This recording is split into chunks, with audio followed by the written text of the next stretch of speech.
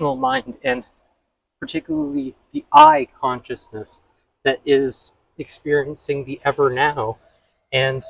spontaneity in relation to the synthesis of our own existence. This is another centralizing concern of existential, direct philosophizing that tends to characterize a lot of more of the deeper contemplative existential thinkers, myself included, that's concerned with the seemingly and also the deemed spontaneity of our existence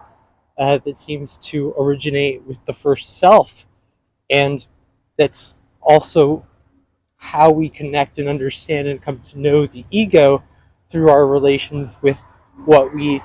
particularly preliminarily find meaningful and which we realize is good enough, and which can help us to recognize things like perfectionisms and also appreciate the truth and the psychological law of imperfection and the nature of accepting things like imperfection as being something that genuinely promotes greater positivity and optimal qualities of experience through allowing us to detach from imperfectionisms or to recognize thoughtfully areas of attachments and sources of attachments that end up producing negativities in our lives, and also a sense of meaninglessness and perceptions of paradoxical meaninglessness, more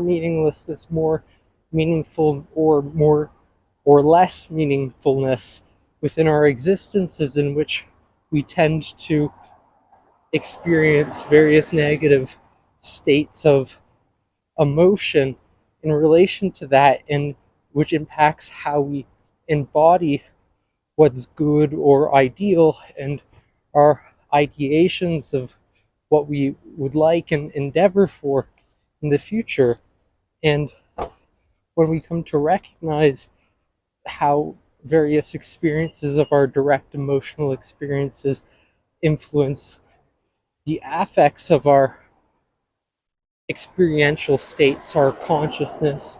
and our direct awareness of the thingness within relation to our very synthesis of our existence, we can come to understand meaning as it occurs in this incorporeal, corporeal dynamic that is characterized by these psychophysiological